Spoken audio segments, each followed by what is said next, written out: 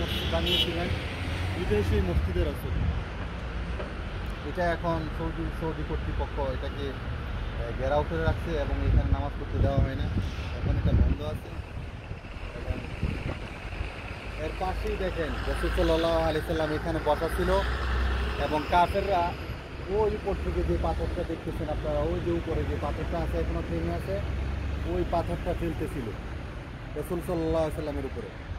এবং আল্লাহর পক্ষ থেকে জিবরাইল আলাইহিস সালামকে পাঠানো হয়েছে এবং তিনি আয়েশা রাসূল সাল্লাল্লাহু আলাইহি সাল্লামকে সংবাদ দিলেন যে কাফেররা উপর থেকে আপনার উপর পাথর মারবে এবং আপনাকে মেরে ফেলবে, আপনি এখান থেকে সরে যান।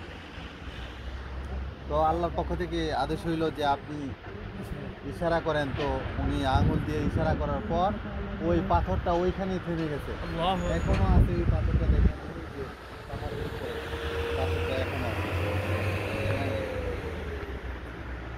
বিশ্বের বিভিন্ন জায়গা থেকে মানুষ এখনো আসতেছে, দেখতেছে এই জায়গাগুলো।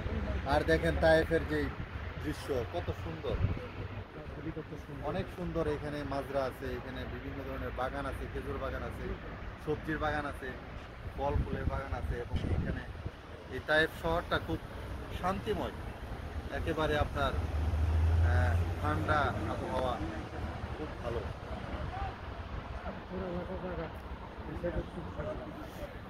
ربنا آتنا في الدنيا حسنة وفي الآخرة حسنة وقنا عذاب النار